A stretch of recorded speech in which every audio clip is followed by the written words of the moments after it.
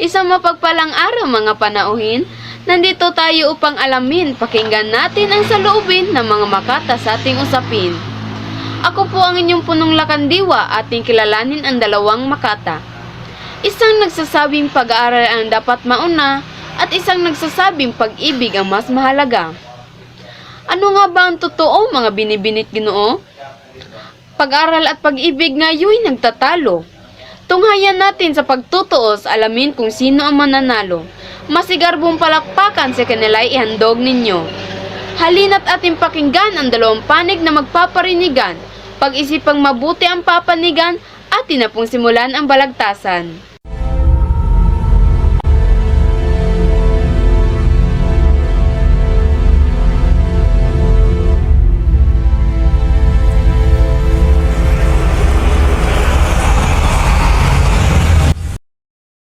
Ang edukasyon ang nag-iisang yaman ng isang tao na hindi mananakaw ng kahit sino. Sandata sa anong mamagay ay talino. Sabi nila, aral man na bago puso. Ang edukasyon ang dapat unahin, mga kaalaman ay ipunin.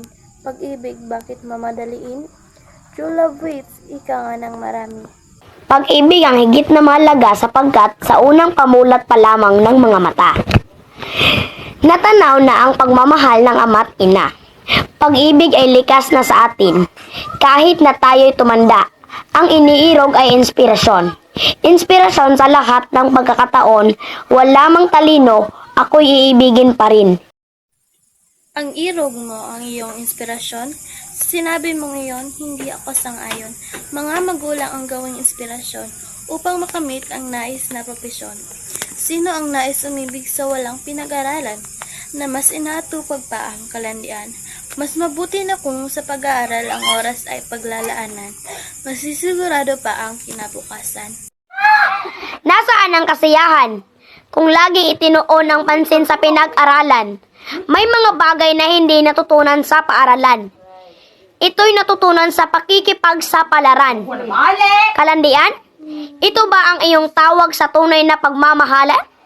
Ito rin ba ang tawag sa pagsasama ng iyong ama't ina? Na ikaw ang naging bunga? Mukhang nag-iinit ng ating mambabalagtas. Ano nga ba ang mas mahalaga? Pag-aaral o pag-ibig? Halina't pakinggan natin muli ang ating mga makata. Hindi masamang umibig habang nag-aaral. Kasi minsan nakakuha ka ng inspirasyon dahil sa pag-ibig. Ang pag-ibig ang nagbibigay hinakit at sa kasiyahan sa puso. Normal lang naman masaktan at muling tumayo. Wala akong magawa kung ang isipin nyo na ang buong mundo ay loko-loko. Basta't ang pagmamahalan ang makakapagbabago sa buong mundo. Wala namang masama kung pag-aaral muna ang dapat naming isipin, hindi ba? Nais lang naman namin magkaroon ng magandang kinabukasan. Ang alam ko kasi na hindi lahat ng nakakatayo muli pagkatapos maiwan. O mga madla, ano ang iyong pinanigan sa dalawang panig? Pag-ibig ba o pag-aaral? Bakit nga ba hindi na lang natin pagsabayin ang pag-ibig at pag-aaral? Hindi mo namang maiwas ang magmahal habang nag-aaral.